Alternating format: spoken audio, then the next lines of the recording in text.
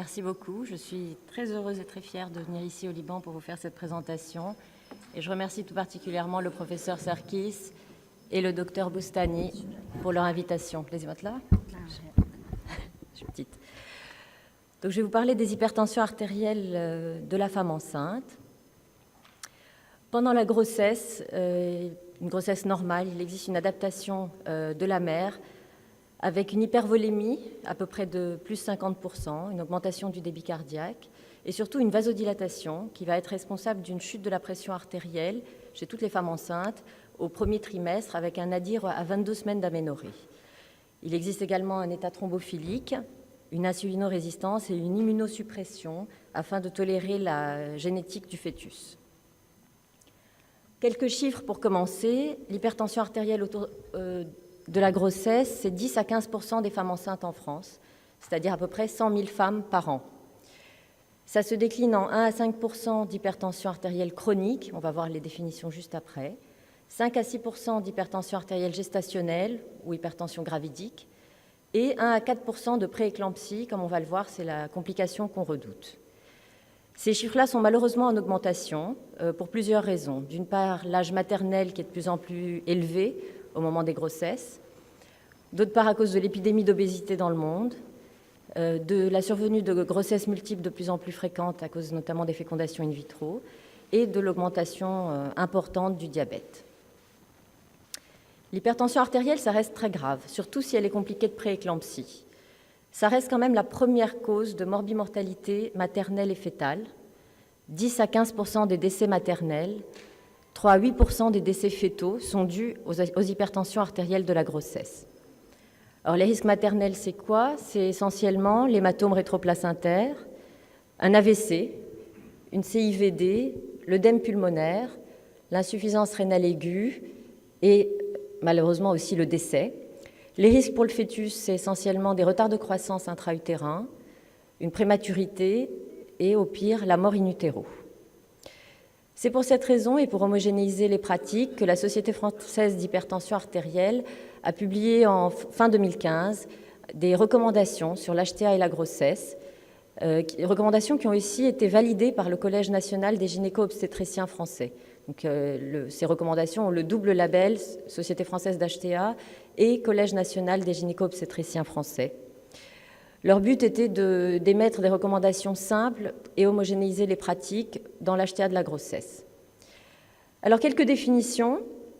L'hypertension artérielle de la grossesse, en sachant que la grossesse inclut le postpartum immédiat jusqu'à 42 jours postpartum, se définit par une pression artérielle systolique supérieure ou égale à 140 ou une diastolique supérieure ou égale à 90 mm de mercure. Il y a une entité particulière à la femme enceinte qui est ce qu'on appelle l'HTA légère à modérée. L'HTA légère à modérée, on va voir pourquoi c'est important après, est définie par une PAS entre 140 et 159 ou une PAD entre 90 et 109. Et enfin, l'HTA sévère. L'HTA sévère est définie par une pression artérielle systolique supérieure ou égale à 160 ou une diastolique supérieure ou égale à 110.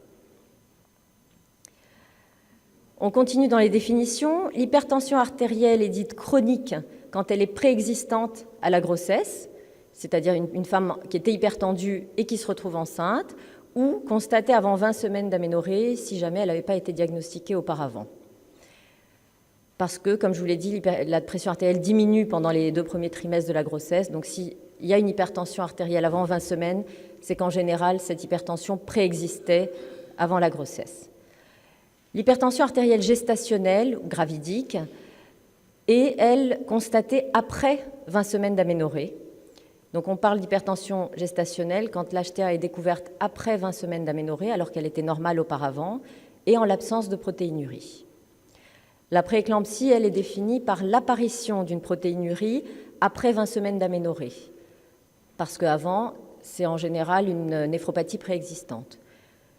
Qu'est-ce qu'une protéinurie pathologique? C'est-à-dire une protéinurie supérieure à 1 croix à la bandelette urinaire, ou 300 mg par 24 heures sur un recueil des 24 heures, ou, si c'est fait sur un échantillon d'urine, un ratio protéinurie sur créatininurie supérieur à 30 mg par millimol. La prééclampsie est dite sévère, promis c'est la dernière définition, dans 10% des prééclampsies. Donc déjà la prééclampsie c'est grave, la prééclampsie sévère c'est encore plus grave. Et elle est définie par l'apparition d'au moins un critère. Donc d'une part la protéinurie pathologique comme je vous l'ai dit, et un des critères suivants. Soit une HTA sévère, comme on l'a vu dans la définition, c'est supérieur ou égal à 160 ou 110.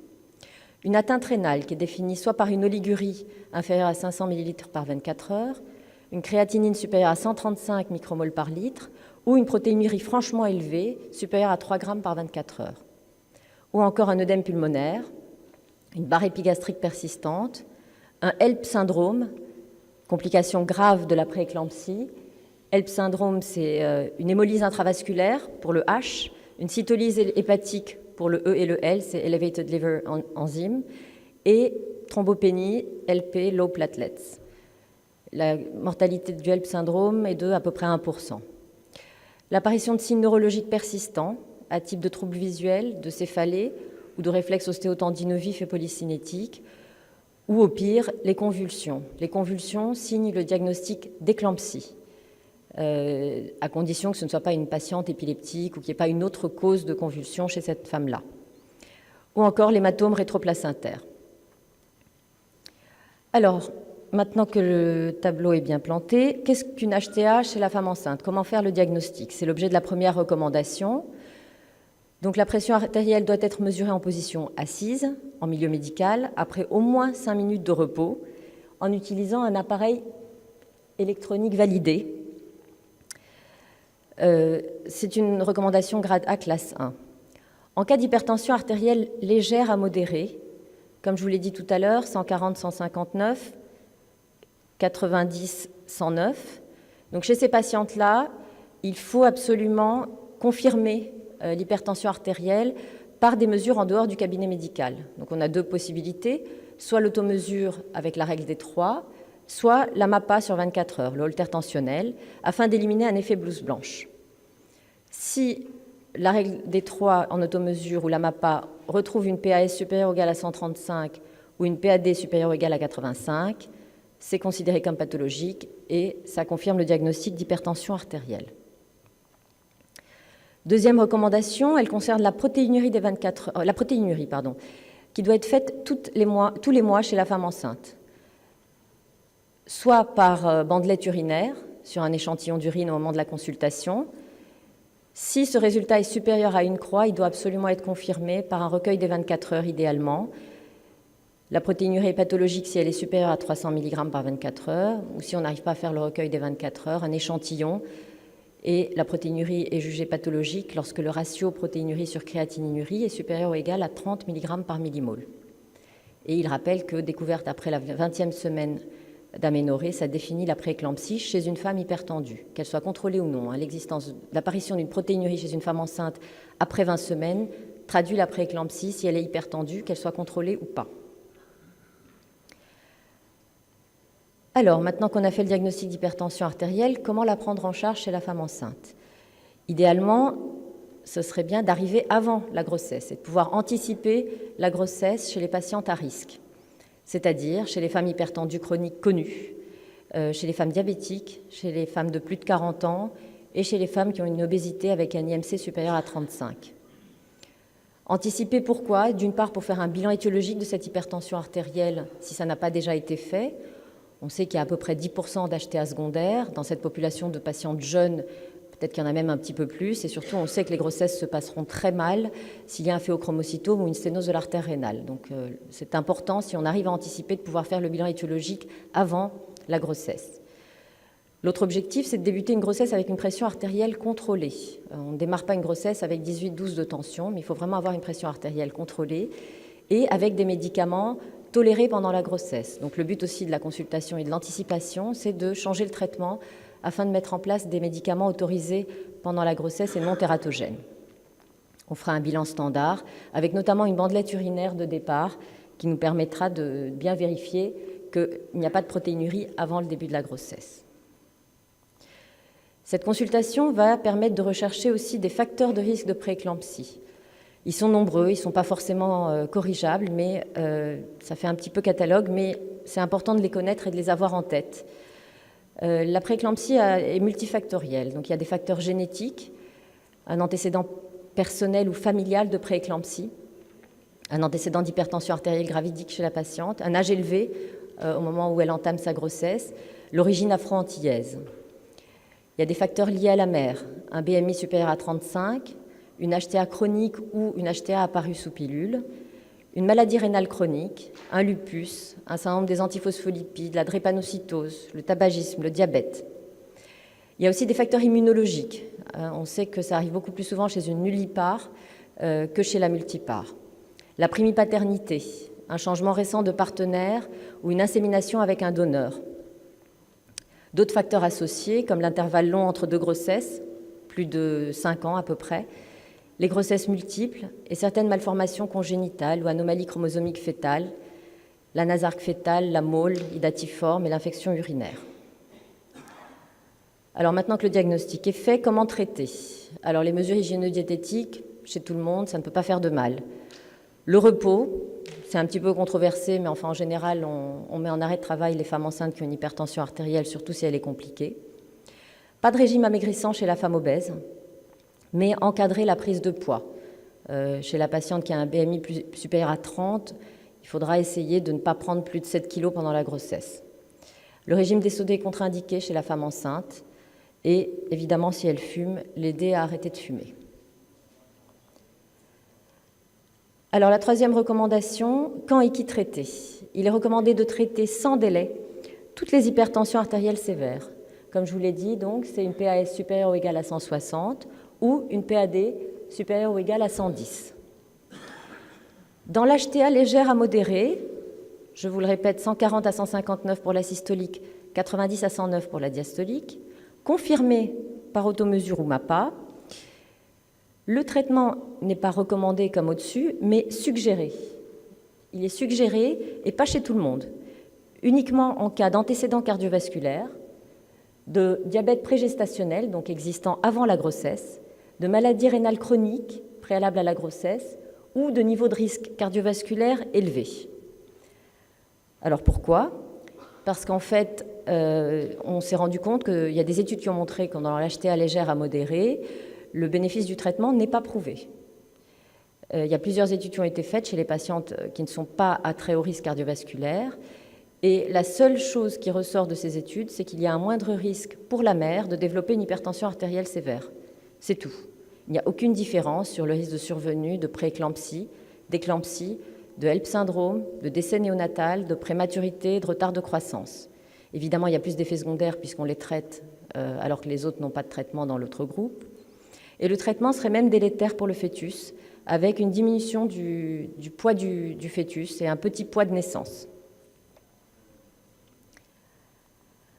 Alors, une fois qu'on a décidé qui on traitait, quel est l'objectif tensionnel? Lorsqu'un traitement antihypertenseur est prescrit, il est recommandé d'obtenir en milieu médical un objectif de pression artérielle diastolique entre 85 et 100, donc il y a vraiment une fourchette, ce n'est pas juste une limite haute, entre 85 et 100, puisqu'on sait qu'en dessous de 85, on peut être délétère, et l'objectif de PAS inférieur à 160. On traite, mais avec quoi? La recommandation 6, pendant la grossesse, il est suggéré d'utiliser en première intention, au choix, un des traitements antihypertenseurs suivants. Alors, ils ont été classés par ordre alphabétique pour ne pas qu'on s'imagine qu'il y a des préférences. Vous allez voir, c'est des vieux médicaments, très anciens, en multiprise, mais qui ont fait leur preuve, et surtout la preuve de leur innocuité chez la femme enceinte. En plus, chez la femme enceinte, il ne faut pas faire baisser les chiffres tensionnels trop vite, trop bas, donc la multiprise a un sens. Tout d'abord un central, l'alpha-méthyldopa, aldomète. Ensuite un alpha-bêta-bloquant, le labétalol. Et 2 calciques, la nicardipine ou la nifedipine. Donc tous sont en 2 ou 3 prises par jour. Et ce sont les traitements recommandés en première intention chez la femme enceinte. Ils ne sont pas tératogènes, ils sont bien supportés. Il n'y a pas les bêta-bloquants dans la recommandation. Et pourtant, on sait bien que beaucoup de gens en donnent. Ils peuvent être donnés en deuxième intention, sauf l'athénolol et le métoprolol, qui ont été incriminés dans des retards de croissance intra-utérins et des bradycardies fœtales.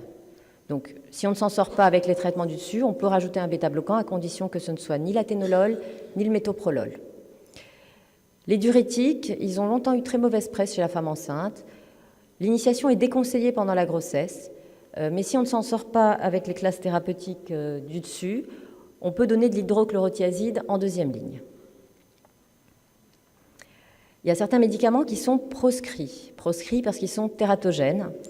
Ce sont essentiellement les IEC et les antagonistes des récepteurs de l'angiotensine 2, ainsi que la liskirène. Donc ils ne doivent pas être utilisés, quel que soit le trimestre de la grossesse, et sont surtout contre-indiqués au deuxième et au troisième trimestre de la grossesse. Ils peuvent donner, notamment au deuxième trimestre de la grossesse, des malformations rénales, peut-être cardiaques, et un oligoamnios. S'ils ont été pris pendant le premier trimestre de la grossesse parce que la femme ne savait pas qu'elle était enceinte, on ne propose pas d'interruption thérapeutique de grossesse, on surveille simplement. C'est surtout au deuxième et au troisième qu'ils sont très délétères. Alors, un petit tableau pour schématiser la prise en charge d'une hypertension artérielle chronique, avant la grossesse et en cours de grossesse. Hypertension artérielle chronique, donc elle existait avant la grossesse. Donc là encore, idéalement, la consultation préconceptionnelle, qui permet d'interrompre les médicaments contre-indiqués pendant la grossesse, de substituer par les médicaments autorisés, alpha-méthyldopa, labétalol, nifedipine ou nicardipine, et surveiller la patiente avec ce nouveau traitement pour vérifier ses chiffres de pression artérielle et l'absence de protéinurie à 1 mois. Là encore, on ne donne de feu vert pour une grossesse que si l'HTA est contrôlée. Une fois que la grossesse a démarré, on revoit la patiente à 1 mois pour vérifier ses chiffres de pression artérielle. Dans le premier trimestre de la grossesse, il y a une chute physiologique de la pression artérielle. Si la pression artérielle descend en dessous de 160 pour la systolique et en dessous de 85 pour la diastolique, il ne faut pas hésiter à réduire ou arrêter le traitement antihypertenseur, tout en surveillant bien entendu de façon très étroite l'APA et la bandelette urinaire tous les mois. Si à la consultation, une fois que la femme enceinte, la pression artérielle systolique est inférieure à 160, mais que la diastolique est entre 85 et 109, ici c'était inférieur à 85, on continue le traitement et on surveille toujours la pression artérielle et on recherche toujours la protéinurie. On adapte le traitement en fonction des chiffres tensionnels. Si par contre l'HTA est sévère, supérieur à 110 ou supérieur à 160, il faut majorer le traitement antihypertenseur et prendre un avis spécialisé. Tout au long de la grossesse, on peut bien entendu, autant qu'on veut, céder de l'automesure ou de la MAPA. L'automesure, c'est plus facile et c'est mieux toléré. Si la protéinurie se positive ou en cas de signe clinique d'alerte, hospitalisation en urgence dans un centre médical spécialisé obstétrical en général. Ça, c'était pour l'hypertension artérielle chronique. Maintenant, pour l'HTA gravidique ou gestationnelle. Donc, la pression artérielle l'hypertension a été retrouvée élevée pendant la grossesse, des chiffres de pression artérielle supérieurs à 140 ou 90. On confirme par automesure ou par MAPA et on recherche la protéinurie. Toutes les femmes enceintes ont leur bandelette urinaire tous les mois, qu'elles soient hypertendues ou pas.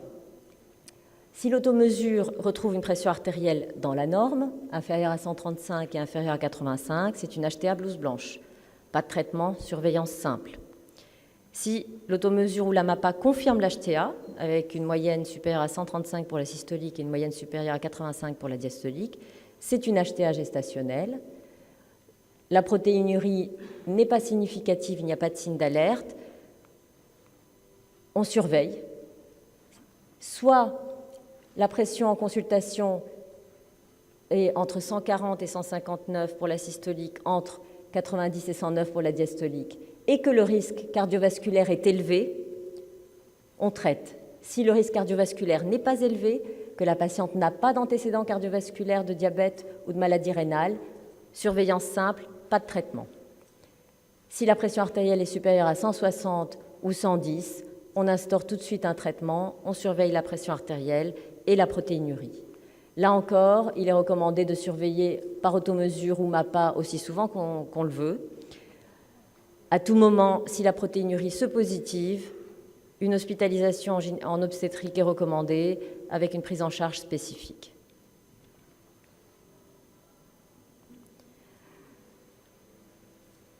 Un autre tableau pour résumer les choses autrement. Si l'hypertension artérielle est sévère, on traite tout de suite. On a le choix entre alpha-méthyldopa, labétalol, nicardipine, nifedipine.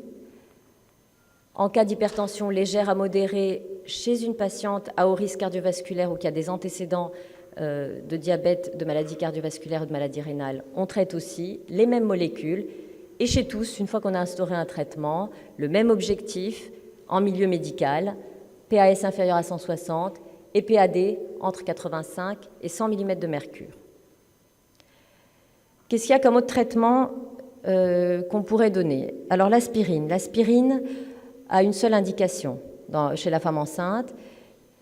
Elle est donnée pour prévenir la survenue d'une prééclampsie uniquement chez une patiente qui a déjà un antécédent de prééclampsie. Donc, l'indication est limitée.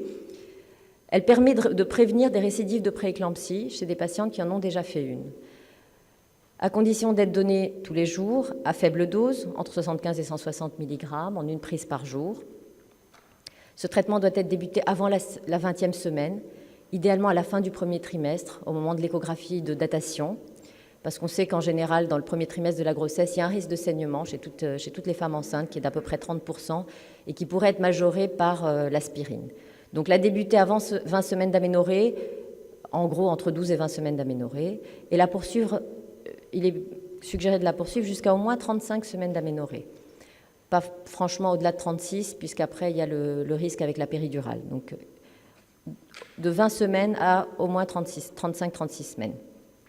Aucun autre médicament n'a prouvé son efficacité dans la prévention d'une récidive de prééclampsie.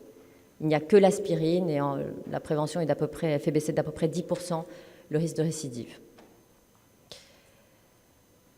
Et l'aspirine n'est recommandée que dans cette niche-là. C'est la patiente qui a déjà fait une prééclampsie. Elle n'est actuellement recommandée dans aucun autre groupe de patientes à risque.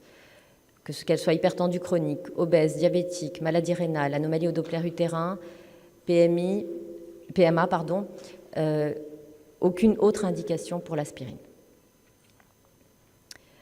Il est recommandé également, ce sont souvent des patientes qui sont suivies à la fois par le médecin traitant, par l'équipe de gynéco-obstétrique, la sage-femme, l'obstétricien, parfois par un cardiologue ou un néphrologue pour l'HTA, plus le pharmacien. Il est suggéré d'utiliser un carnet de suivi pour faciliter la coordination entre ces différents acteurs médicaux et paramédicaux autour de la patiente, faciliter le suivi et faciliter la communication. La prééclampsie. Alors la prééclampsie, résumée en 2 diapos, PEM, c'est prééclampsie modérée, PES, c'est prééclampsie sévère. La prise en charge diffère selon le terme de la grossesse. Finalement, la prééclampsie, c'est vraiment une maladie de la femme enceinte, et le meilleur traitement, ça reste l'accouchement. Malheureusement, en fonction du terme, ce n'est pas toujours possible, ou en tout cas pas toujours possible dans de bonnes conditions. Si la prééclampsie est précoce et qu'elle survient avant 24 semaines d'aménorrhée, le fœtus n'est pas viable. Si la prééclampsie est modérée, il faut, dans la mesure du possible et autant qu'on peut, rester dans l'expectative, c'est-à-dire hospitalisation, surveillance, traitement intraveineux s'il le faut, et vraiment une surveillance de très très près pour être sûr que la patiente ne s'aggrave pas et qu'on ne soit pas obligé de provoquer un accouchement. En cas de prééclampsie sévère avant 24 semaines d'aménorrhée, il faut discuter l'interruption de grossesse si l'état maternel est inquiétant. Entre 24 et 34 semaines d'aménorrhée, là encore, si la prééclampsie est modérée, essayez autant que possible d'attendre, de temporiser avec le traitement médical, sous surveillance bien entendu très stricte. Si c'est une prééclampsie sévère, en fonction de l'état de la mère, l'expectative est à discuter.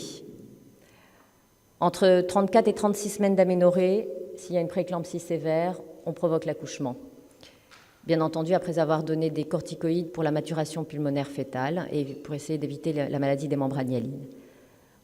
Si c'est une prééclampsie modérée, on essaye de gagner encore un petit peu de temps, 1 ou 2 semaines de plus. Pour la maturation fœtale, c'est mieux. Au-dessus de 37 semaines d'aménorrhée, prééclampsie sévère ou modérée, on provoque l'accouchement. La prise en charge de la prééclampsie sévère, donc cette diapo, 5 minutes, ok, promis. En cas de prééclampsie sévère, donc ça résume ce que j'ai dit tout à l'heure. Là, c'est uniquement les sévères, avant 24 semaines d'aménorrhée, discuter l'interruption de grossesse. Entre 24 et 34, donner les corticoïdes à visée fœtale pour la maturation pulmonaire, traitement symptomatique, surveillance très très très rapprochée. À la moindre aggravation, au moindre doute, provoquer l'accouchement. Au-dessus de 34, l'accouchement. L'allaitement. Qu'est-ce qu'on peut donner chez la femme qui allaite? Tous les antihypertenseurs passent dans le lait maternel à plus ou moins grande concentration. Il est suggéré chez la femme qui allaite, de donner. Alors les bêta-bloquants reviennent. Le labétalol et le propranolol peuvent être donnés chez la femme qui allaite. Les inhibiteurs calciques sont toujours là. L'alpha-méthyldopa avec un petit bémol, c'est un central, ça peut majorer le risque de baby blues en postpartum. Et les IEC reviennent en force, le bénazépryl, le captopril, l'enalapril ou le quinapril. Il ne faut pas en donner si l'enfant est prématuré ou qu'il a une insuffisance rénale. La contraception, une fois que la patiente a accouché, il est recommandé de ne pas prescrire de contraception œstro-progestative dans les 6 premières semaines. On sait que c'est une période la période du postpartum est à haut risque thrombotique artériel et veineux, donc pas d'œstro-progestatif. Préférez une contraception non hormonale si l'HTA n'est pas stabilisé en postpartum. Si l'HTA est normalisé, on peut donner des progestatifs par voie orale, par implant ou par dispositif intra-utérin. Le dispositif intra-utérin, si c'est le souhait de la patiente, est prescrit et il sera posé au moment de la consultation postnatale à 6 semaines. Et après, la patiente, elle a fait son hypertension de la grossesse, éventuellement une prééclampsie. Il faut organiser les choses après. Il ne faut pas la laisser dans la nature comme ça, parce que finalement, les HTA de la grossesse, et la prééclampsie notamment, sont un marqueur de risque cardiovasculaire. Donc il faudra absolument revoir la patiente tranquillement après l'accouchement pour une consultation d'information et d'annonce. Le but sera de lui expliquer le lien entre l'hypertension de la grossesse et le risque cardiovasculaire et rénal qui est nettement majoré chez elle, d'insister sur l'importance d'un suivi coordonné multidisciplinaire, les mesures hygiéno-diététiques. Il va vraiment falloir faire de la prévention chez ces patientes-là pour contrôler les facteurs de risque cardiovasculaires et rénaux. La recommandation 21 dit à peu près la même chose. Donc surveiller la pression artérielle chez ces patientes-là, la créatinémie et la protéinurie, faire un bilan étiologique d'hypertension s'il n'avait pas été fait au préalable, évaluer et prendre en charge les autres facteurs de risque cardiovasculaires et rénaux, surveiller la pression artérielle au long cours, parce que même si elle s'est normalisée en postpartum, elle pourra remonter plus tard. L'HTA gravidique est un risque de faire une HTA plus tard. Adapter le traitement antihypertenseur si nécessaire en fonction de son désir de grossesse ultérieure ou pas. Parce que la prééclampsie est un marqueur de risque cardiovasculaire. Donc quelques années plus tard, ce sont des patientes qui sont à bien plus haut risque cardiovasculaire que celles qui n'ont pas fait d'HTA de la grossesse ou qui n'ont pas fait de prééclampsie. Elles ont un risque d'hypertension artérielle qui est de 3,6 à 6 fois supérieur aux autres femmes, un risque de coronaropathie, d'AVC, risque d'accident thromboembolique, de diabète ou de syndrome métabolique. Alors pour les grossesses ultérieures, il est suggéré de proposer une consultation préconceptionnelle avant les futures grossesses, surtout si la patiente a déjà fait une prééclampsie, elle est à risque de récidive d'à peu près 25%.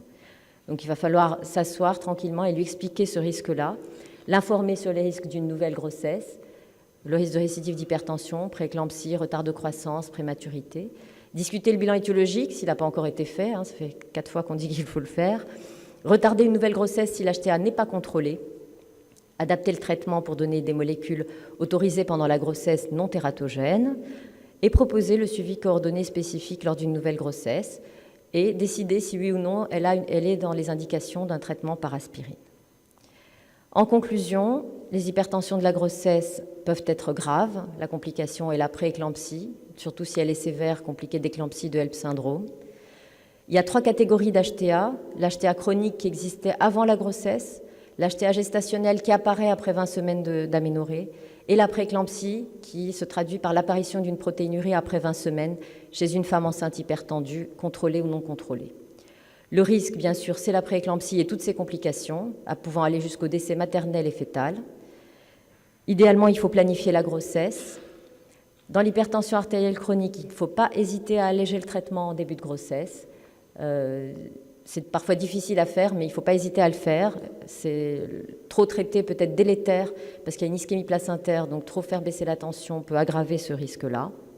Le seuil de traitement, c'est une PAS supérieure ou égale à 160-110.